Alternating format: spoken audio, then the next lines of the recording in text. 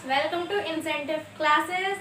Guys, आज का हम लोगों का टॉपिक होगा गुप्त काल इंडियन हिस्ट्री को लेकर। तो इंडियन हिस्ट्री में हम लोग आज स्टार्ट करेंगे गुप्त वंश से। ओके, इससे पहले के जितने भी हिस्ट्री के वीडियोस हैं वो सब हमारी प्लेलिस्ट में पड़े हैं। अगर आपने अभी तक वो नहीं देखे हैं तो इसको देखने से पहले वो ज़रूर देख लें। और यहाँ से तो हम लोग गुप्त वंश से स्टार्ट करेंगे। ओके गाइस, तो चलिए आते हैं अपने टॉपिक पे। तो देखते हैं सबसे पहले गुप्त वंश का जो टाइम पीरियड था और उनके पीरियड में क्या क्या हुआ था, कौन कौन से राजवंश आए थे। आज हम लोग केवल इसके बारे में इंट्रोडक्शन ही देंगे। ओके गाइस, तो देखिए सबसे पहले तो गुप्त वंश लिखा हुआ है तो आप लोग समझ जाइएगा। इसके बाद इस समय में बहुत ज़्यादा उपलब्धियाँ हुई थी, बहुत अनेकों उपलब्धियों के बारे में पता चलता है। जैसे कि अनेक उपलब्धियों का ये जो टाइम पीरियड था ये बहुत ही ज़्यादा उपलब्धियों का था। इसके बाद ये जो पीरियड था इसमें राजनीतिक एकीकरण पाया गया। देखा जाता है कि इसमें कई तरह से जो है राजनीतिक बदलाव होते हैं जो कि पहले से चलते आ रहे थे, उसमें काफ़ी कुछ चेंजमेंट होता है। तो इस तरह से हम कहेंगे कि इसमें राजनीतिक बदलाव देखा जाता है। तो उसी में राजनीतिक एकीकरण भी आता है कि कई तरह से जो सत्ताएं हैं अलग अलग लोगों की वो सब एकजुट हो जाती हैं और राजनीतिक एकीकरण का दौर जो होता है वो होता है गुप्त काल। ओके गाइस, इसकी जानकारी हम लोगों को कहाँ से मिलते हैं? जो जानकारी है गुप्त काल की, जो स्रोत हैं वो सब क्या है उनके बारे में चर्चा करेंगे गाइस। देखिए सबसे पहले जो इसके स्रोत मिलते हैं वो हम लोगों को मिलते हैं हरिश्रेण के प्रयाग प्रशस्ति अभिलेख से।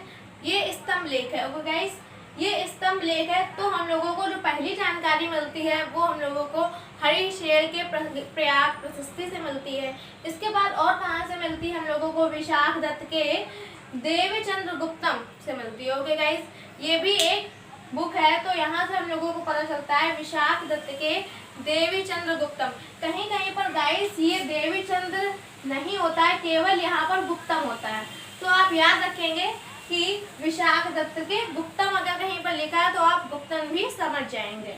आगे फायान के विवरण से। तो गाइस आपको पता होगा कि जो फायान था विदेशी यात्री वो आया था चंद्रगुप्त विक्रमादित्य के काल में, और ये पीरियड कौन सा चल रहा था? गुप्त वंश ही चल रहा था। तो फायान ने जो विवरण दिया उससे भी हम लोगों को गुप्त वंश के बारे में कुछ जानकारी मिलती है। इसी तरह से भानुगुप्त के विवरण से भी हम लोगों को गुप्त वंश के बारे में पता चलता है बहुत कुछ। ओके गाइस, तो इस तरह से कई स्रोत मिलते हैं जिससे हम लोगों को गुप्त काल या गुप्त वंश के बारे में काफ़ी कुछ जानकारी पता चलती है। बात करेंगे इनके मूल निवास की गाइस। तो इनका जो मूल निवास था वो इलाहाबाद के पाटलिपुत्र के पास माना जाता है, मतलब इलाहाबाद से पाटलिपुत्र के बीच में ही। ये ऐसा क्यों है?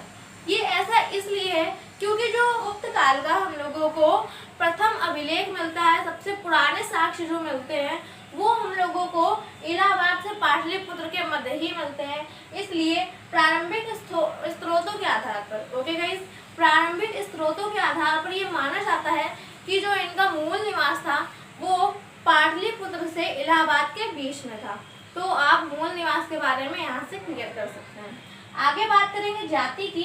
और जाति की क्या गाइस, इसको उत्पत्ति भी कह सकते हैं कि जो गुप्त वंश के शासन थे या गुप्त वंश का उदय कहाँ से, वो उत्पत्ति हुई तो हुई कैसे। तो इसके बारे में कई अलग अलग लोगों की अलग अलग मान्यता है, अलग अलग धारणाएं हैं कि कोई कुछ कहता है कोई कुछ कहता है, अलग अलग राइटर्स अलग अलग सब कुछ कहते हैं। तो यहाँ पर बात करेंगे जैसे क्वेश्चन क्या पुटअप होता है कि यूपीपीसीएस के एग्जाम्स हो गए, इन सब में ऐसे क्वेश्चन पुटअप हो सकते हैं कि जो काशी प्रसाद है उन्होंने क्या कहा है गुप्त वंश के बारे में, या फिर जो रेमिला थापा हो गए जो कि एक बहुत बड़ी राइटर है रेमिला थापा, तो उन्होंने गुप्त वंश को क्या कहा है। तो इस तरह से क्वेश्चन पुटअप होते रहते हैं। तो आइए देखते हैं। देखिए जो जाति है या इसको उत्पत्ति भी आप बता सकते हैं कि उत्पत्ति कहाँ से हुई। तो सबसे पहले बोला जाता है कि जो गुप्त वंश का प्रारंभिक शासक था, जो प्रारंभ जहाँ से हुआ था शुरुआत, वो कुषाणों के सामंत थे। ऐसा क्यों कहा जाता है गाइस? क्योंकि जो कुषाण लोग थे, जो हमने अपनी पहली वीडियो में बताया है कि जो कुषाण वंश थे वो लोग जो उपाधियाँ धारण करते थे महाराजा की, किसकी करते थे गाइस? जो कुषाण वंश के जो राजा थे वो लोग महाराजा की उपाधि धारण करते थे। इसी तरह से जो गुप्त वंश का भी जो शुरुआती राजा थे, जैसे कि यहाँ पर श्रीगुप्त की बात करेंगे या घटोत्कच गुप्त की बात करेंगे, तो इन लोगों ने जो उपाधियां धारण की थी वो महाराजा की उपाधि धारण की थी। यहाँ मैंने आगे आपको चल के बताया है कि इन्होंने महाराज की उपाधि धारण की थी। तो इस तरह से हम लोग गैस करते हैं कि ये जो शुरुआत का जो शासक था वो कुषाणों के सामंत थे, लेकिन ये बात पूरी तरह से क्लियर नहीं है, इसलिए हम लोग कुछ नहीं कह सकते। ये संभवतः की बात है, मतलब कि संभवतः ऐसा हो सकता है। ओके, अब और विद्वान क्या कहते हैं, जैसे कि गौरी शंकर ओझा। ओके गाइस, गौरी शंकर ओझा कहते हैं कि जो गुप्त वंश थे वो क्षत्रिय थे। ओके गाइस, इनकी उत्पत्ति क्षत्रिय से हुई है। ऐसे ही रेमिला थापा वो कहते हैं कि ये वैश्य थे। ओके गाइस, क्या कहती हैं वो, वैश्य। ऐसे ही काशी प्रसाद हैं जो, वो कहते हैं कि ये शूद्र थे, शूद्र या फिर जाट कहेंगे कि शूद्र या जाट थे। इसी तरह से जो हेमचंद्र राय हैं वो कहते हैं कि ये ब्राह्मण थे। तो इस तरह से आपने देखा कि अलग अलग लोगों की अलग अलग राय है, और इस तरह से सभी हो गया, क्षत्रिय, वैश्य, शूद्र और ब्राह्मण, इसमें सब कुछ तो आ गया। लेकिन हम लोग क्या माने गाइस, हम लोग क्या माने कि ये शूद्र थे, क्षत्रिय थे, ब्राह्मण थे या वैश्य थे। तो गाइस देखिए, जो सबसे ज्यादा मान्य है वो यहाँ पर है वैश्य। ओके गाइस, सबसे ज्यादा मान्य है रेमिला थापा का, जिन्होंने बताया है कि जो गुप्त वंश था वो वैश्य जाति से बिलोंग करता था। तो आप यहाँ पर अगर आपके एग्जाम्स में नॉर्मल क्वेश्चन पुट अप होता है तो आप वहाँ पर वैश्य ही लिखेंगे। हाँ, अगर आपको किसी एक पर्टिकुलर राइटर दिया जाता है कि उनके अकॉर्डिंग क्या है, तो फिर आप इस तरह से अलग अलग करके बता सकते हैं। ओके गाइस, तो यहाँ पर ये बात हो गई जाति की। अब हम लोग बात करेंगे इनके गोत्र की। तो गाइस, इनके गोत्र के बारे में पता चलता है कि जो ये गुप्त वंश था ये धारण गोत्र का था। ओके गाइस, ये किस गोत्र का था, ये धारण गोत्र का था। मतलब कि धारण गोत्र के बारे में पता चलता है। और इसके बारे में कहाँ से पता चलता है गाइस, तो ये एक पूना ताम्र से पता चलता है। ओके, पूना ताम्र पत्र। गाइस, पूना ताम्र पत्र की बात करेंगे तो पूना ताम्र पत्र जो है वो विक्रमादित्य, चंद्रगुप्त विक्रमादित्य, जो कि जिन्हें चंद्रगुप्त द्वितीय के नाम से भी जाना जाता है, उनकी ही पुत्री थी जिसका नाम था प्रभावती गुप्त। ओके गाइस, विक्रमादित्य जिन्हें चंद्रगुप्त द्वितीय भी बोला जाता था, उन्हीं की पुत्री थी जिसका नाम था प्रभावती गुप्त, और उसी के द्वारा ही एक ताम्रपत्र का निर्माण किया गया था, जिससे हम लोगों को पता चलता है कि ये लोग कौन से गोत्र के थे, धारण गोत्र के थे। ऐसे ही बात करेंगे राजधानी की। तो गाइस, इनकी जो राजधानी थी वो पाटलिपुत्र थी। जैसे कि आपने यहाँ चंद्रगुप्त मौर्य में भी देखा होगा कि उस समय की राजधानी भी पाटलिपुत्र थी, और यहाँ पर भी इनकी राजधानी पाटलिपुत्र है। तो इस तरह से आपको जल्दी ही याद हो जाएगा, और कॉमन है ये, तो आपको याद करने में कोई ज़्यादा मेहनत नहीं लगेगी। तो इस तरह से हो गया, थोड़ा सा इसका इंट्रो हो गया। अब हम लोग बात करेंगे जो आगे चल के राजा आते हैं और इनमें कौन कौन से राजा होते हैं, कंटिन्यूअसली ऐसे देख लेंगे। इसके बाद फिर हम लोग एक एक पर्टिकुलर राजा, जैसे कि यहाँ पर हम लोगों के लिए कौन ज़्यादा मेन है, तो वो है चंद्रगुप्त द्वितीय के बारे में, समुद्रगुप्त के बारे में। तो इनके ऊपर एक पर्टिकुलर वीडियो में बनाऊंगी।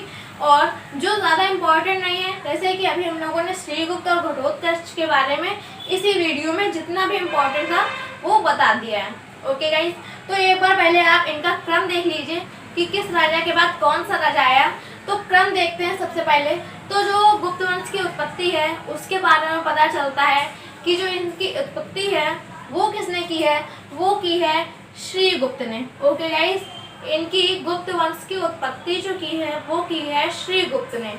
श्रीगुप्त को आदि पुरुष के नाम से भी जाना जाता है। ओके गाइस, श्रीगुप्त को आदि पुरुष भी जाना जाता है और इन्हें आदि राज के नाम से भी जाना जाता है। ओके गाइस, यहाँ पर नहीं लिखा है आदि राज। ओके, तो इनको आदि पुरुष और आदि राज दोनों के नाम से जाना जाता है। ओके गाइस, अब बात करेंगे इनके बारे में। कुछ भी ज़्यादा ऐसा इम्पोर्टेंट है नहीं। तो सबसे पहला जो शासक था वो था श्रीगुप्त, और इन्हें आदि पुरुष या आदि राज के नाम से भी जाना जाता है। उसके बाद जो सेकंड नंबर पे आता है वो आता है घटोत्कच गुप्त। ओके, तो घटोत्कच गुप्त जो है इनको दूसरे नंबर पे जाना जाता है कि दूसरे नंबर का जो राजा आया था गुप्त वंश में वो था घटोत्कच गुप्त। ओके, इसके बाद आता आते हैं चंद्रगुप्त प्रथम। चंद्रगुप्त प्रथम यहाँ पर ज्यादा इम्पोर्टेंट है और चंद्रगुप्त प्रथम को ही यहाँ पर वास्तविक संस्थापक के रूप में जाना जाता है। ओके, चंद्रगुप्त प्रथम को ही वास्तविक संस्थापक के रूप में जाना जाता है। और ये क्यों जाना जाता है यहाँ पर इनको वास्तविक संस्थापक के रूप में, ये हम आपको आगे बताएंगे चल के, तो आगे देखिएगा एंड तक। उसके बाद बात करेंगे जो चंद्रगुप्त प्रथम है, इन्हीं के समय में गुप्त संवत भी चला था। ओके गाइज, इन्हीं के समय में गुप्त संवत भी चला था। कब चला था? ये 319 में चला था। और इनका टाइम पीरियड भी देख लीजिए, 319 से लेके 335 ईस्वी तक का इनका टाइम पीरियड था। और गुप्त संवत जो चला है वो भी 319 में ही चला है।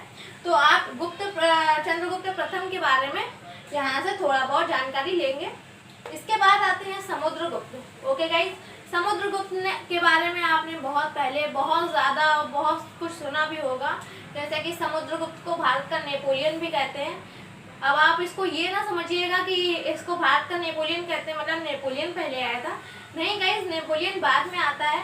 लेकिन यहाँ पर अब ये जो प्रेजेंट टाइम में है तो उसको हम लोग समुद्रगुप्त से कंपेयर करते हैं। वो इसलिए करते हैं क्योंकि जैसे कि नेपोलियन था वो किसी से भी हारा नहीं था, उसी तरह से गाइज यहाँ पर जो समुद्रगुप्त है वो कभी किसी से हारता नहीं है। इसने अपने राज्य का पूर्ण रूप से विस्तार किया है। तो समुद्रगुप्त के बारे में भी हम लोग आगे चल के पढ़ेंगे। ओके गाइज, इनका टाइम पीरियड देख लीजिए। जो इनका टाइम पीरियड था वो था 335 से लेके 375 ईस्वी तक का। ओके गाइज, 335 से लेके 375 ईस्वी तक का जो टाइम पीरियड था वो था समुद्रगुप्त का। और इसको भारत का नेपोलियन में कहते हैं। ये बहुत ज़्यादा इम्पोर्टेंट है एसएससी लेवल के लिए, बहुत ज़्यादा क्वेश्चन पुट अप होता है और सबको पता भी होगा जनरली, लेकिन मैंने यहाँ पर आपको बताना सही समझा। इसके बाद आता है समुद्रगुप्त के बाद चंद्रगुप्त द्वितीय। बात करेंगे अब हम लोग चंद्रगुप्त द्वितीय के बारे में गाइज। तो देखिए यहाँ पर चंद्रगुप्त द्वितीय जो कि सबसे ज़्यादा महत्वपूर्ण है पूरे गुप्त वंश में, और इन्हीं को विक्रमादित्य की उपाधि भी मिली है। तो आपने जैसे नाम सुना होगा चंद्रगुप्त विक्रमादित्य, तो गाइज वो यही है, चंद्रगुप्त द्वितीय या फिर चंद्रगुप्त द्वितीय विक्रमादित्य। ओके गाइज, इनका जो टाइम पीरियड था वो था 375 से लेके 415 ईस्वी तक का। ओके, 375 से 415 ईस्वी तक का टाइम पीरियड लिया है इन्होंने। और इनके जो टाइम पीरियड था उसे स्वर्ण काल कहा जाता है। ओके गाइस, तो जैसे क्वेश्चन आता है अगर कि भारत में स्वर्ण काल का जो टाइम पीरियड है या स्वर्ण काल किसके समय में है, तो आप बताएंगे कि चंद्रगुप्त द्वितीय या चंद्रगुप्त विक्रमादित्य का जो टाइम पीरियड है उसे ही भारत में स्वर्ण काल के नाम से जाना जाता है। ओके गाइस, और चंद्रगुप्त द्वितीय विक्रमादित्य के समय में ही फाह्यान जो है वो उसने आक्रमण किया था भारत पे। तो सबसे ज़्यादा इम्पोर्टेंट क्वेश्चन है जो पुटअप होता रहता है कि फाह्यान के समय में कौन यहाँ पर शासक था, तो आप बताएंगे चंद्रगुप्त द्वितीय विक्रमादित्य। ओके गाइस, फाह्यान किसके शासनकाल में भारत आया था, तो चंद्रगुप्त द्वितीय विक्रमादित्य के काल में। तो इस तरह से चंद्रगुप्त द्वितीय के बारे में हम लोगों ने पढ़ा। और इन्हीं की पुत्री थी जो प्रभावती, और उसी का ताम्रपत्र अभिलेख था पूना में। ओके गाइस, ताम्रपत्र पूना में था। अब हम लोग बात करेंगे कुमारगुप्त की। गाइस, तो कुमारगुप्त जो है उनका टाइम पीरियड है, इनका गाइस ये कुमारगुप्त प्रथम है। कुमारगुप्त प्रथम का टाइम पीरियड है 415 से लेके 455 ईस्वी तक का। ओके गाइस, 415 से 455 ईस्वी तक का जो टाइम पीरियड है वो है कुमारगुप्त का। कुमारगुप्त के बारे में बात करेंगे तो गाइस सबसे ज़्यादा इम्पोर्टेंट इससे ये क्वेश्चन पुटअप होता है कि भारत में नालंदा विश्वविद्यालय की स्थापना किसने की थी, तो वो की थी कुमारगुप्त ने। ओके गाइस, एक बच्चे ने हमसे क्वेश्चन पूछा था कि नालंदा विश्वविद्यालय और जो तक्षशिला विश्वविद्यालय उसमें पहले कौन आया था। गाइस, तो देख लीजिए यहाँ पर जो नालंदा विश्वविद्यालय है उसका टाइम पीरियड आप देख रहे हैं ना कि उसका टाइम पीरियड क्या है, 415 से 455। ओके गाइस, इनके टाइम पीरियड में बना था नालंदा विश्वविद्यालय। वहीं हम लोग तक्षशिला की बात करते हैं तो वो चंद्रगुप्त मौर्य के समय में भी था। ओके, तो आप इसको याद रखेंगे, जो तक्षशिला विश्वविद्यालय है वो बहुत पहले बन चुका है और 600 वर्ष का डिफरेंस जो है वो बहुत ज़्यादा डिफरेंस है। और इस गैप के बाद यहाँ पर तब बनता है नालंदा विश्वविद्यालय।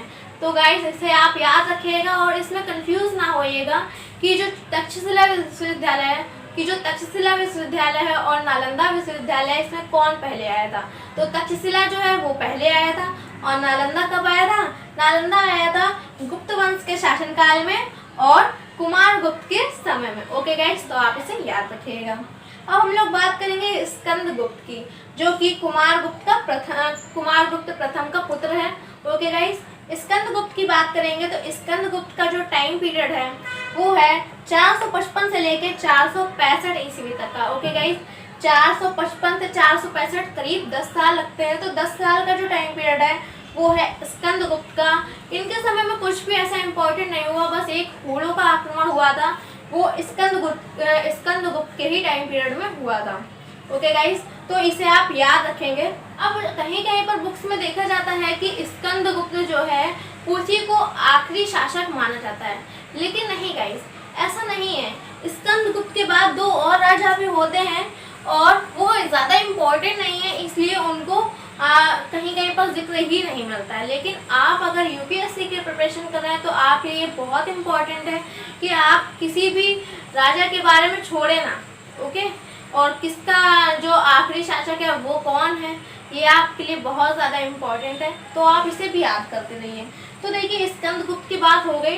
स्कंद गुप्त कहीं कहीं पर तो है, मतलब हमने बताया ना कि स्कंद गुप्त ही कहीं कहीं पर अंतिम शासक है, लेकिन ऐसा नहीं है। स्कंद गुप्त के बाद आता है नरसिंह गुप्त बालादित्य। ओके गाइस, नरसिंह गुप्त बालादित्य आता है और नरसिंह गुप्त बालादित्य के बाद एक और शासक है जिसका नाम है विष्णुगुप्त। ओके, तो यहाँ पर जो अंतिम शासक है गुप्त वंश का वो है विष्णुगुप्त। ओके, तो आप यहाँ पर देख लीजिएगा कि जो अंतिम शासक है वही है विष्णुगुप्त। इसके बाद हम लोगों के ये जितने भी राजा हैं ये समाप्त हो जाते हैं। लोग यहाँ पर पर्टिकुलर एक एक राजा को लेके चलेंगे और कवर करेंगे। तो गाइस, इस वीडियो में मैं 2 को कवर करूंगी, श्रीगुप्त और घटोत्कच गुप्त को। ओके, तो देखिए श्रीगुप्त के बारे में हम लोग अब बात करते हैं। श्रीगुप्त का जो टाइम पीरियड था वो था 240 से लेके 280 तक का। ओके गाइस, 240 से लेके 280 मतलब कि 40 वर्ष अप्रैक्स। तो इस टाइम पीरियड में श्रीगुप्त का काल था और इन्हीं को गुप्त वंश का संस्थापक बोला जाता है। ओके, संस्थापक किसे बोला जाता है? श्रीगुप्त को। ये आपके लिए इम्पोर्टेंट है। इन्हीं को श्री आदि पुरुष भी बोला जाता है या आदि राज भी बोला जाता है, तो आप ये याद रखेंगे। यहाँ पर लिखा है आदि पुरुष या फिर आदि राज। किसे बोला जाता था? श्रीगुप्त को बोला जाता था। इनकी जो उपाधि थी वो थी महाराजा की, जिससे ये गैस किया जाता है कि ये कुषाणों के शासक में थे। ओके गाइस, कुषाणों के समय में सामंत के रूप में कार्य करते थे और इनके बारे में कुछ ऐसा इम्पोर्टेंट नहीं है, बस ये पता चलता है कि इन्होंने एक मंदिर बनवाया था और वो मंदिर को इन्होंने 24 गांव को दान दे दिया था बाद में। तो ये कहीं कहीं पर इम्पोर्टेंट हो सकता है लाइक यूपीएससी, तो आप इस बात को थोड़ा सा नोटिस करेंगे। बाकी श्रीगुप्त के बारे में कुछ भी ऐसा इम्पोर्टेंट नहीं है। इसके बाद हम लोग बात करेंगे घटोत्कच गुप्त की। ओके गाइस, घटोत्कच गुप्त का जो टाइम पीरियड था वो था 240 से 319 ईस्वी तक का। ओके गाइस, अगर आपको नहीं दिख रहा तो मैं नीचे लिख देती हूँ। 280 से लेके 319 तक का जो टाइम पीरियड है वो किसका था गाइस? वो था घटोत्कच गुप्त का। ओके, इनकी जो उपाधि जो थी वो थी महाराजा की और जैसा कि मैं पहले भी बता चुकी हूँ कुषाणों का सामंत के रूप में इनको माना जाता है। तो इनकी उपाधि हो गई और इनके बारे में जो जानकारी मिलती है वो भी हम लोगों को किससे मिलती है गाइस? पूना ताम्रपत्र से मिलती है। ओके, पूना ताम्रपत्र से ही हमें घटोत्कच गुप्त के बारे में जानकारी मिलती है। इसके बाद गाइस जो राजा आता है जिसका शासक होता है वो होता है चंद्रगुप्त प्रथम। ओके, चंद्रगुप्त प्रथम की बात करेंगे गाइस, तो चंद्रगुप्त प्रथम का जो टाइम पीरियड है वो 319 से लेके 335 ईस्वी तक का है। 319 से लेके 335 ईस्वी, इस टाइम पीरियड को भी कहीं कहीं पर पूछा जा सकता है, तो आप याद रखिएगा। तो 335 से 319 तक का जो टाइम पीरियड है वो है चंद्रगुप्त प्रथम का। और जैसा कि मैं यहाँ पर बता चुकी हूँ कि जो वास्तविक संस्थापक बोला जाता है, जो गुप्त वंश का वास्तविक संस्थापक बोला जाता है वो हम लोगों को चंद्रगुप्त प्रथम को ही बोला जाता है, हम लोग बोलते हैं। वो इसलिए बोलते हैं क्योंकि इनके समय में भी राज्य का विस्तार हुआ था और इन्होंने फ्रीली शासन किया था। जैसा कि यहाँ पर था, ये लोगों की जो उपाधियाँ थी महाराज की, वो ही जो है कुषाणों से ली गई थी। तो इस तरह से कहा जाता है कि कुषाणों का सामंत था। लेकिन जब चंद्रगुप्त प्रथम की बात आती है तो इसकी जो उपाधि थी, इसकी उपाधि थी महाराजा धीराज की।